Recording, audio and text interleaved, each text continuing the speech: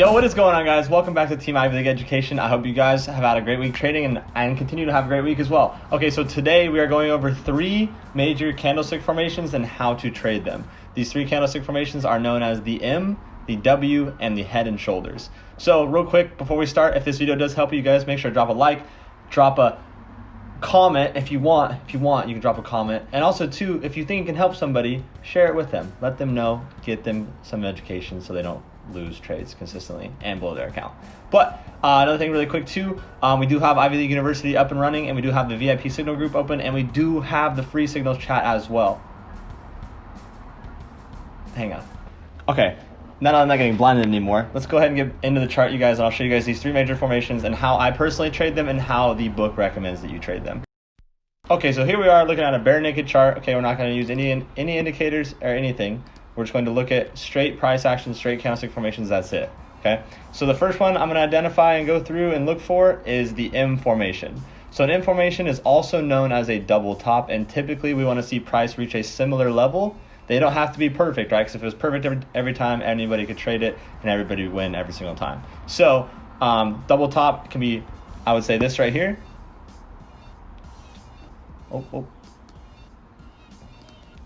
So this formation here, we have a bullish momentum coming up, comes down, and then comes back up and makes that double top. That one is damn near perfect. So as we're coming down, now the typical way to trade a double top, like the buy the book way, is to sell it on the break below the neck of the M. So in this scenario right here, the neck of the M would be this bottom. Okay. So they want you to sell here, and typically they want you to have your stop loss above the previous high. But for me, I can't stand that because one, that's a huge risk. So there's a couple different ways to go about it. You can either place your stop loss above that key level. So I would almost mark the bottom of the neck as a key level or a zone. So let's say once it breaks, then you can put your stop loss. Let's make that line red. We'll put that one right here. So now we do our risk to reward. Does it work? Is it going to work for us, right? Let's go short position. We enter there on the break, and our stop loss is going to be right above that breaking point, which is also the bottom of the neck. All right, so now let's say we caught not the whole entire move, but most of it. We only risked on this specific trade right here 6.4 pips to make 27. That's a good risk to reward. That's about a 4-to-1. So 4-to-1 trades, definitely take it. It's always going to be worth it. Now, on the flip side, the way I like to trade double tops is I like to trade double tops on the top of the right shoulder. So that being said, the top of the right shoulder, right? If we have our leg, we have our neck, we have our shoulder here. I like to enter once it breaks because it's going to come up right here, and then once it starts coming back down, I want to enter on the retest of that same zone. So this would create our zone here. And we can also go back, you guys, this is super, super important as well. Go back and validate that zone and see how strong it is. The stronger or more consistently the touches touch on that exact price, like this is another beautiful example, right? So it broke this zone back here, retested it, so this would have made it our zone here that we would have drug out. Okay, so now we can also use this in the future. If we continue, because it is a nice zone, it's got consistent touches on it, price didn't break it too much, and when it did break it, it did retest that zone. So we know that price is super important. So go ahead and drag this out, and it looks like it worked out again here. So we know to buy on this retest or break on the retest of that zone. I'm sorry, or sell on the retest, sell on the break of that zone. Anyways, let's go back to our double top. So for me personally, whenever I see a double top like this happen, okay, I see price is about the same at both points.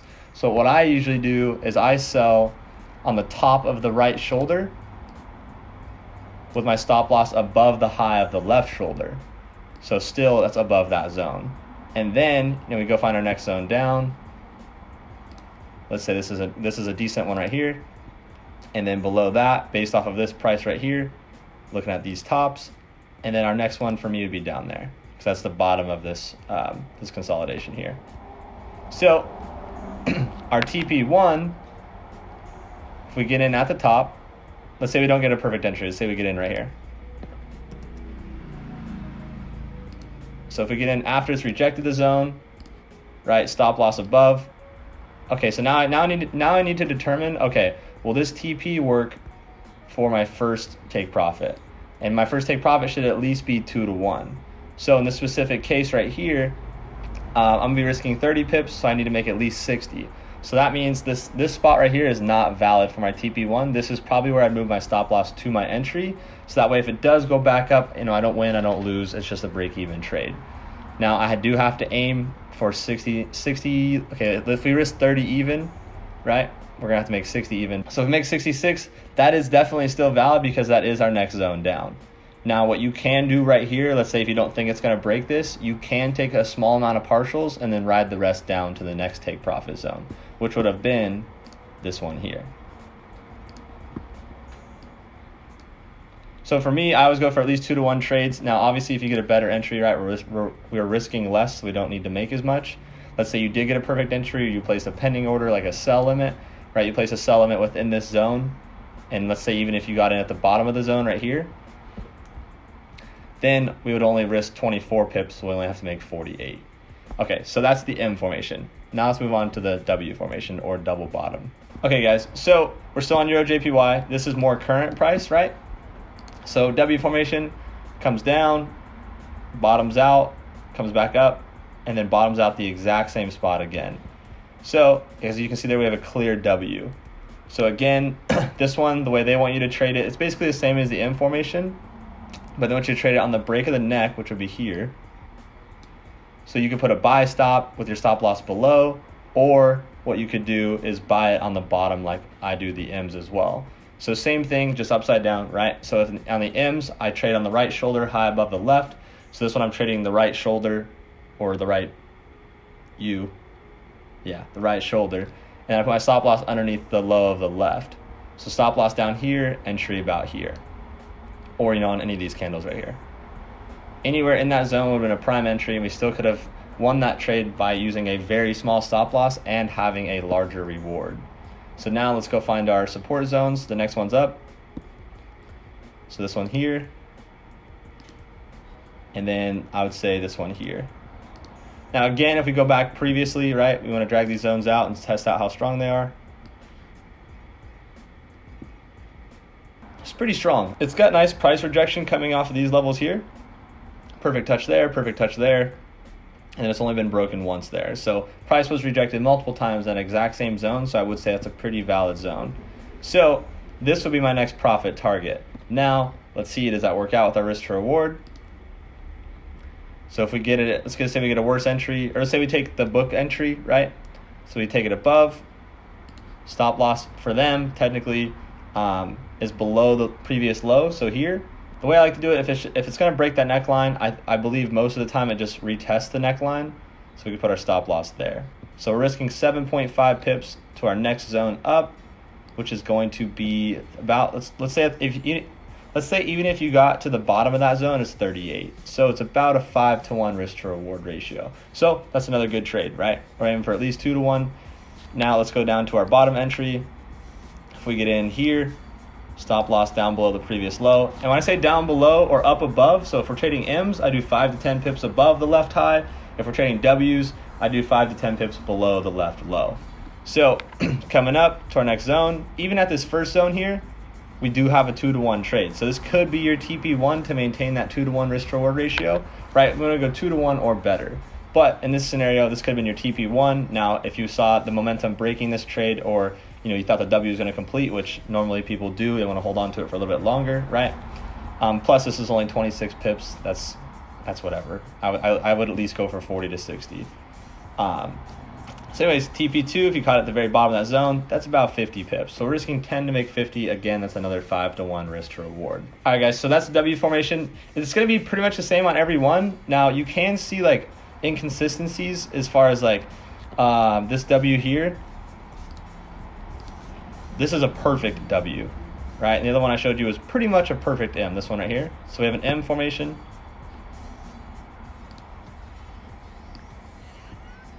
And we have a W formation. Now sometimes, right, see how this is pretty much perfect? The M can be like this, okay? It can be like that, and it also can be like this. So in this scenario here, I'd want these 2 points to be in the same or in this scenario, the same resistance zone. Okay, and this one here is gonna be a little bit more difficult to trade, but let's say we do have candle wicks here and our zone is also right there. Then I would trade it on the break and the retest of that previous zone. And then enter there, right?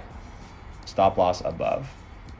So there are different variations of the M and the W. Those two happen to be perfect, so that's good.